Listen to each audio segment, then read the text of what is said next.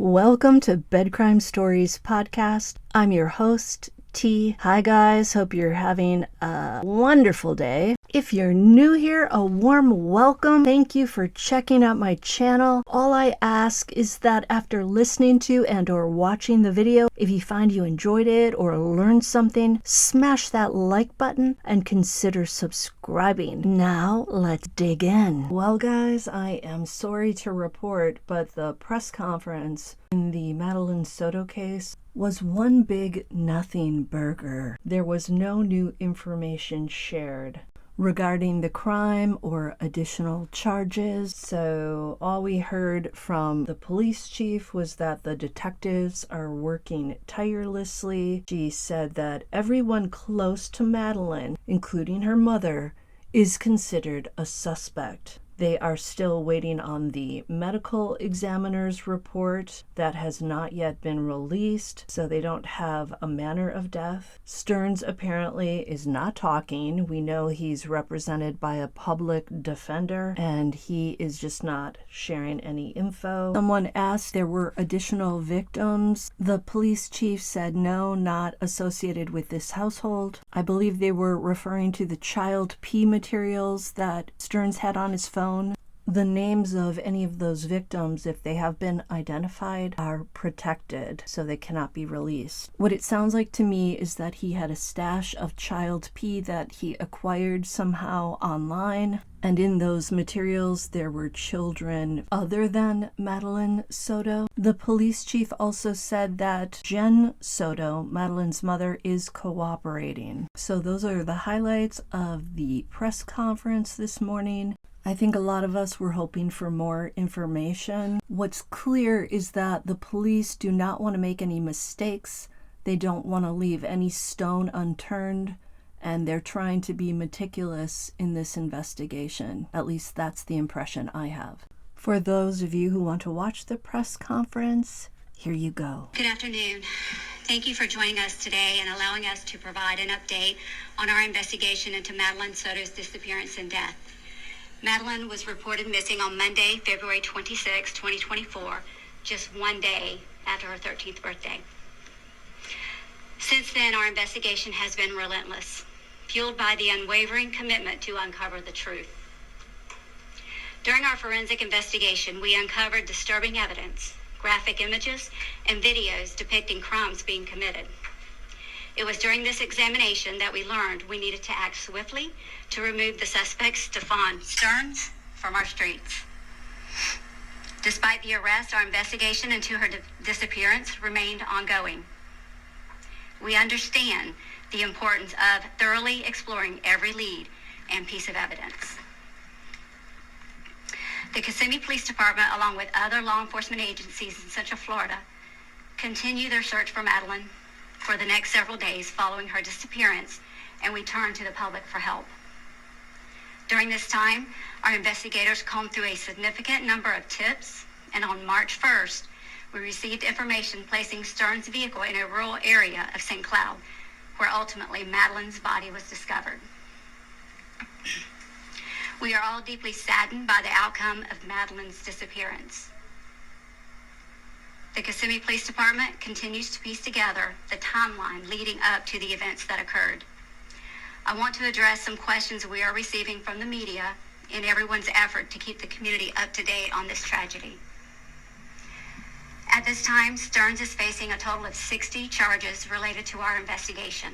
This includes sexual battery, lewd and lascivious molestation, and unlawful possession of materials depicting sexual performance by a child. These charges reflect the meticulous work of our law enforcement community. Our detectives also are working closely with the State's Attorney's Office for the 9th Judicial Circuit and the Medical Examiner's Office on the investigation. Death investigations are complex. Tasks like forensic analysis and thorough interviews are crucial and require careful attention. It is vital to address these misconceptions in the pursuit of justice while preserving the integrity to the case. During an investigation such as this one, we gather additional information from individuals close to the deceased. Each person interviewed is treated as involved until proven otherwise. This is a standard protocol to ensure all the facts are uncovered. During our investigation, we have interviewed many individuals. Each interview has been vital to our understanding of the case. We are reviewing all of the information we received and are following up on every lead. Attention to detail and the diligence are the most important aspects of this investigation. We are committed to transparency and will provide updates when possible. Madeline's story has touched the hearts of many. Rest assured, our department is diligently working on the investigation, and while we appreciate the public's interest, we must prioritize the integrity of the investigation. We appreciate your support and understanding as we gather the facts. We intend to release additional information in the future, providing more details that we do not compromise the ongoing investigation. We vow to do everything in our power to ensure Madeline's memory is honored with justice. Our detectives are dedicated to pursuing every lead, uncovering every fact, and holding those responsible accountable. Now I will open it up for any questions. Chief, I have a question. We know that you're working behind the scenes during this investigation to make sure everything is in order. But what can you tell us new today that we don't already know? I don't have anything new that you don't already know, other than our detectives are working tirelessly day in and day out to ensure, all the facts are uncovered in this investigation. Chief Holland, is the mother a suspect or a person of interest in this investigation? And also with the videos that you uncovered, is there any evidence of the mother's involvement on any of these videos? So everyone that was close to Madeline is considered suspect until we have proven otherwise. Chief, how close are we able to know what actually happened to Madeline Soto? Well, this is a very sensitive and, it's very intricate. We want to make sure that we uncover every single fact and all the evidence before, we don't want to put a timeline on it, basically, because the detectives are very meticulous in what they do, and we want to be sure that everything is uncovered that possibly can. Chief, can you release any information about the manner in which Maddie died at this point? No, ma'am. We are still waiting on the medical examiner's report. Chief, do you believe Maddie was killed inside of the family's home or somewhere else? We're still uncovering all of those details. I'm not going to speculate on that until we have the facts. Chief, can you tell us if Stephen Stearns acted alone in all of this? We're still uncovering all the evidence. I don't want to speculate whether he was or not. We will wait until the investigation, is completed to make that determination. Has Stephen Stearns said he acted alone, or what has he said in interviews with you? Since we know he's in jail. Yes. What has he told you about other people's involvement, if any? He has invoked his right to a lawyer, so we have not spoke with him.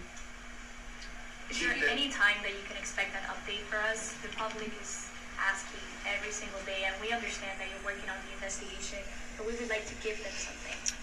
I don't want to rush my detectives. I think it's paramount that they take their time, and Mr. Stearns is not going anywhere. He's in jail and he's going to be there for a while, so my detectives, I want them to be, just look at every single detail and make sure, but I don't want to give a timeline at this point. You mentioned you're working closely with the medical examiner. What does that relationship kind of look like, and what information are they able to release to you before that exam is complete? So, not really. I wouldn't say that they've released an information. We depend on the medical examiner's report for our report, so we're going to have to wait until they release that report.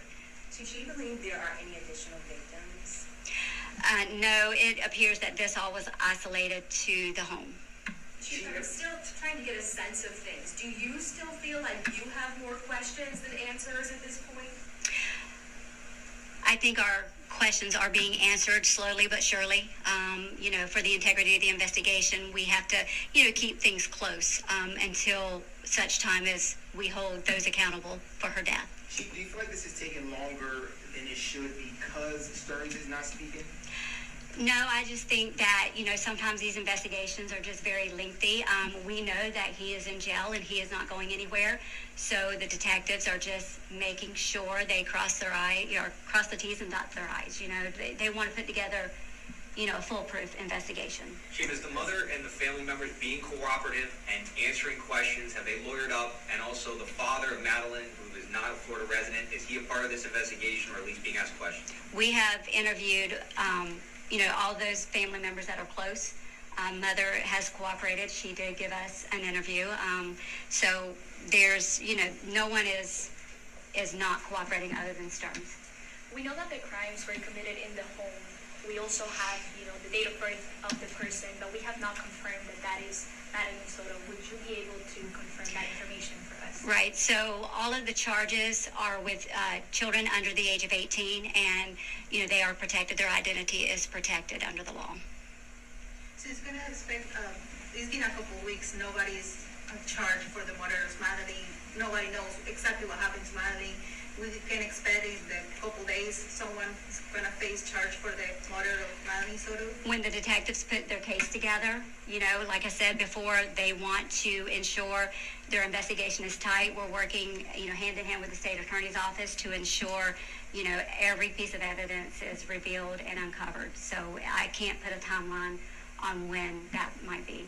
And Chief, with his cell phone, there's just one thing to understand here. So he originally went to the Orange County Sheriff's Office. At least that's what we understand. He gave the cell phone to the Orange County Sheriff's Office. The Sheriff's Office then found something on his phone which led to an arrest. In the arrest affidavit from Kissimmee PD, it says he offered his phone freely to Kissimmee PD. Can you kind of explain how that happened? Because I just have a tough time understanding how somebody who's been arrested for something on his phone freely gives a phone out again.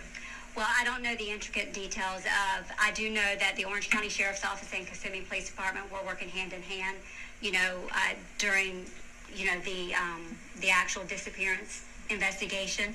So I don't want to speak on exactly how that happened, but it's not uncommon for us to ask someone if they want to, give up their phone. Chief, is there anything in particular that keeps you up at night regarding this case? Well, a lot of things keep me up at night. My takeaway from this is talk to your children, families, talk to your kids. Know that there are agencies out there, the abuse hotline, Help Now, that people can report suspicion to. And I would encourage mothers and fathers to have those conversations with the kids and be aware. Last question. Have you guys investigated this family before? Not for anything like this, no ma'am. I'm sorry, can we just confirm how long that relationship was, the mother and the stepfather? That is still being under investigation. We're trying to get the timeline for that. Chief, I have one more question. Thank This you. is a case that became really big out of nowhere for a lot of people, but what has the department learned through all of this so far? Well, this was a very tragic event.